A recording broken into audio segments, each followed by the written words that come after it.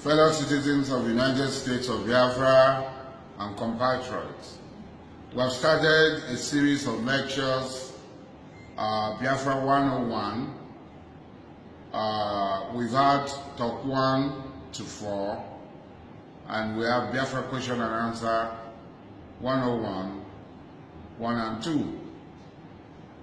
Today we're going to primarily look at the military structure of the Biafran state.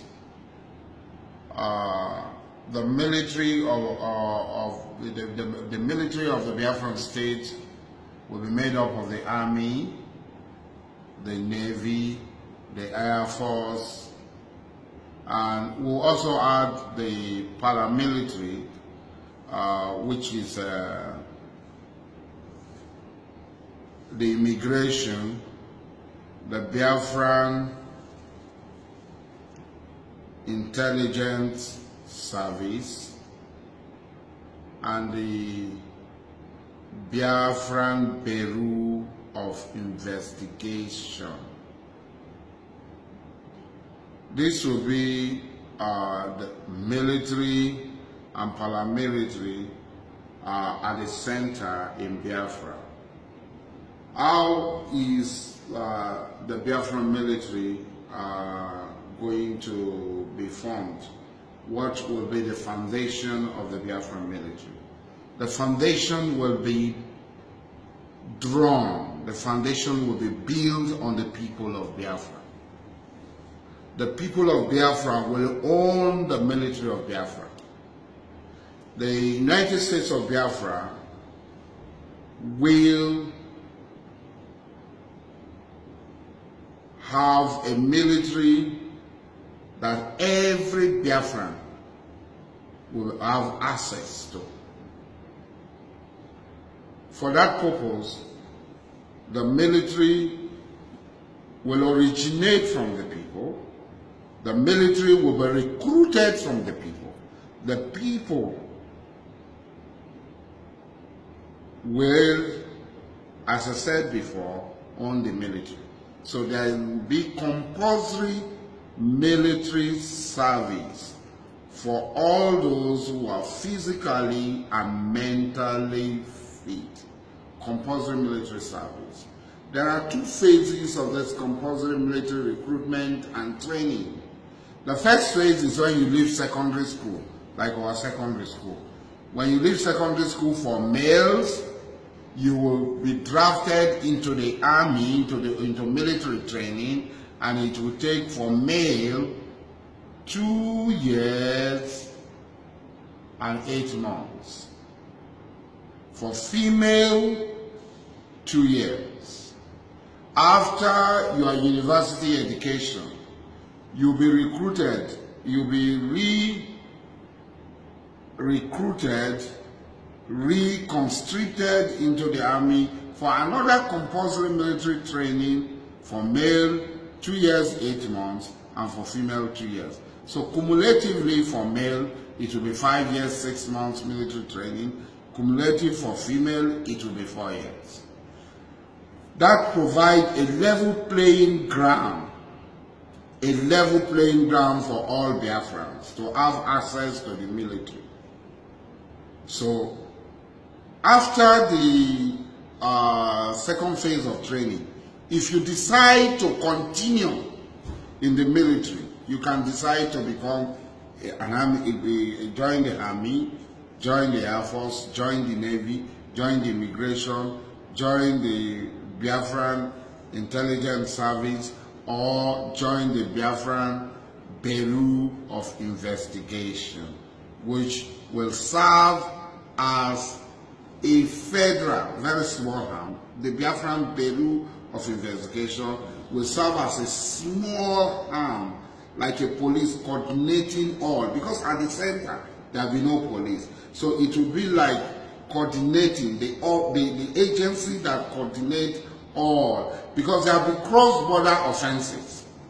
For instance, if Aba is a federating unit, and Port Harcourt and East Environs is also a federating unit. So if a criminal cross from Port Harcourt confederating unit into Aba confederating unit. The police from Port Harcourt cannot cross over to arrest them. They will stop at the boundary of the two federating units. It is now, they will now call on the Biafran Bureau of Investigation, which is an arm of the police, which will now inform the Biafran, the Aba Confederating Unit Police. Now, they will now work hand in hand to apprehend the criminal and transfer him back to where the offense was committed, where they have the jurisdiction to try him, because the Port Harcourt Confederating Unit Police cannot cross over the boundary to go into Aba to apprehend him and put him on trial. It will be outside their jurisdiction. That is the BBI, Biafra Bureau of Investigation. It will be like a coordinating police ministry, just a few officers at the level. They will have branches, they will have offices in all the confederating states that will be that will be coordinated by the DG, who will be in the capital. Now, the Biafran Intelligence Service will deal with intelligence gathering, both as external and internal intelligence gathering, and share same intelligence with all the arms of the Biafran military and the police forces. Now, having said that, the military will be in such a way that if all Biafrans are trained in the military, have military training, it will be very difficult for a few people to go and overthrow the government of Biafra, seize government, and say, fellow Biafrans, today we have seized government. No. Biafra will be a democratic government, a government based on the rule of law, a government that will strictly follow the democratic ethos and totally following the democratic norms and due process of the law. The due process of the law will be adhered to strictly. When you say strictly, it's strictly. So, in such a state, there will be no military people lording over the people, being dictatorial. If somebody wears camouflage, they see you on the road, they strip you naked, they flog you. There will be no such thing in Biafra. All Biafrans will be equal. All the rights of all Biafrans will be respected. The primary duty of the military is to defend the territorial integrity, the dignity and honor of Biafra and our citizens. It is not a military that will be brutalizing the people of Biafra, Biafrans. No. Their distinct is that they will defend the territorial integrity. And now, after the training, if you elect to be part of the military, you'll be accepted. It is not just going to be a military that will be talking of arms. The Biafran military will have enough resources to research into weaponry that they are using. We must be able to make our weapons. We must be able to make our weapons, and we will surely make it. So our weapons will be made by us. We'll make the best standard of weapons. The Biafran military should be able to have a core of engineering, an engineering corps that will be able to work, construct roads, construct bridges, construct culverts, be able to respond to national emergency and need. The Biafran military will be able to produce most of the things and be able to pay itself. It will not totally rely on the government of the Biafran state. So the military will be made to go into investment, to invest like other military all over the world. The military of Israel, the military of the United States of America, of Egypt, of Turkey, they are involved in investment. They are involved in industry. And so the military will be a career where doctors will excel, scientists will excel. It will be an institution. The military will have its own universities. The military will have its own hospitals where they will interact and interface with every Biafran. That will be the military. So anybody who elects to be in the military is a career. You are choosing a career. It can be a medical doctor. It can be anything. Even if you are not in the military, you want to pursue other careers, you will be free. But every Biafran will be in reserve. You are going to be a reservee. At any time when the need arises to protect the territorial integrity of Biafra. If Biafra is threatened, every Biafran will be called to arm. If the dignity of Biafra is brought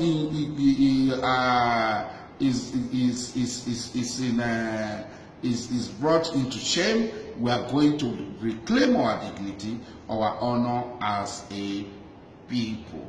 Now, a lot of people are afraid that people will attack Biafra through the military, through military coup. It is not going to be possible.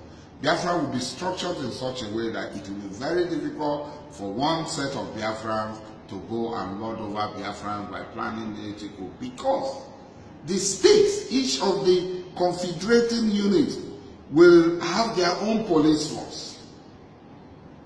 They will have customs if they are the borders. Custom will not be a federal government, confederal government custom. It will be a confederating unit custom.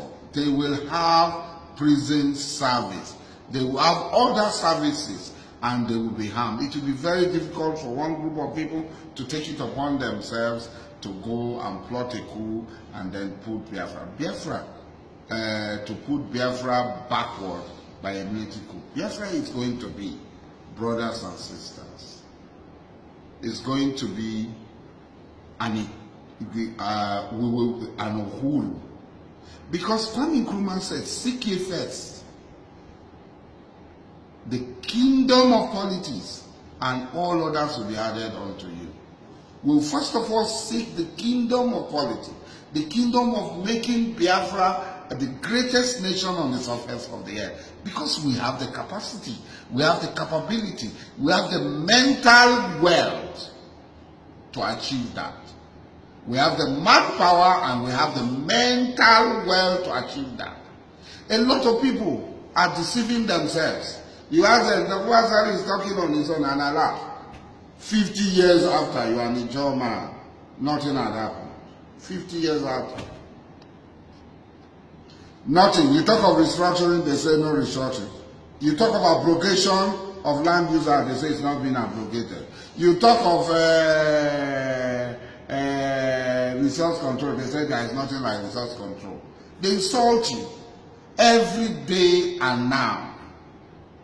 Dr. Usman Bugaji, my friend, a very good friend of mine, was at the Arewa house doing that, saying that the oil in Ikube, the oil at Soku, the oil in Nembe,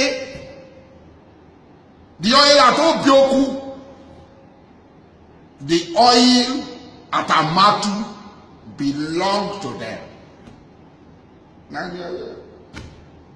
That was Biafra. I just posted on my wall an historical document which clearly stated 1863 document. It's here. You can go and read it. A medical manual of the coast of West Africa. And it said, Bonny and New Calabar are the most important in the bit of Biafra. 1863.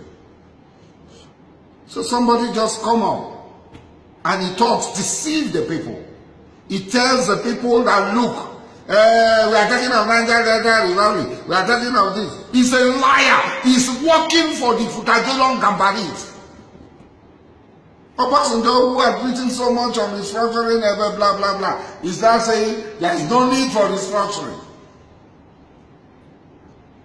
Somebody tells you that the investment in Lagos, foreign investment, it is because of our oil that there is investment in Lagos.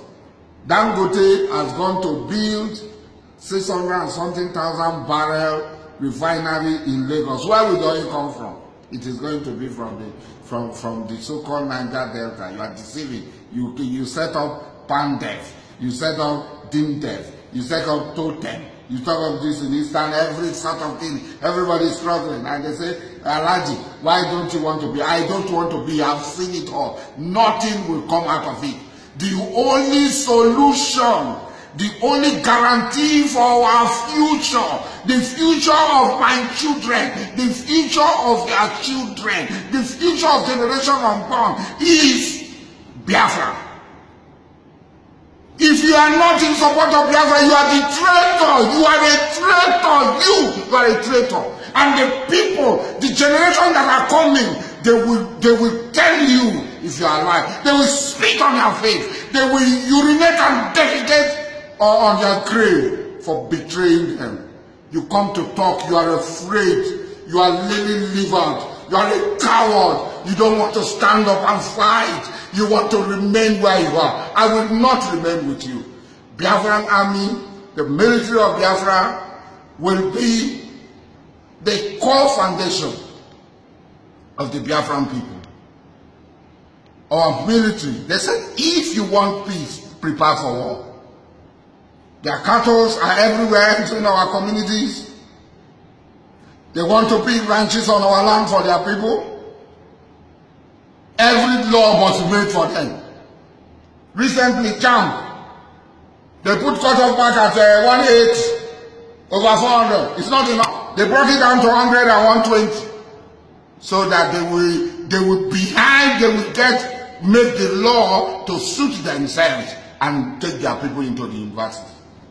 Every law must be for their interest. What is your interest? The people who gave quick notice and people said they are not going, when they kill you, you will be in their grave. They said they cannot arrest them, but they want to arrest Nnamdi. You cannot arrest Nnamdi. You cannot arrest anybody. You cannot arrest anybody. We are all ready to make the sacrifices. I am ready. You have arrested me several times. Nothing has happened. God is on our side. We are very close to our freedom. And Biafra is surely going to be free. And there's nothing you can do about it. If you like, go and meet with the enemy, plot, do whatever you do. The Almighty God said, they plot, we too are plotting. And at the end, we will know who is the best of plotters.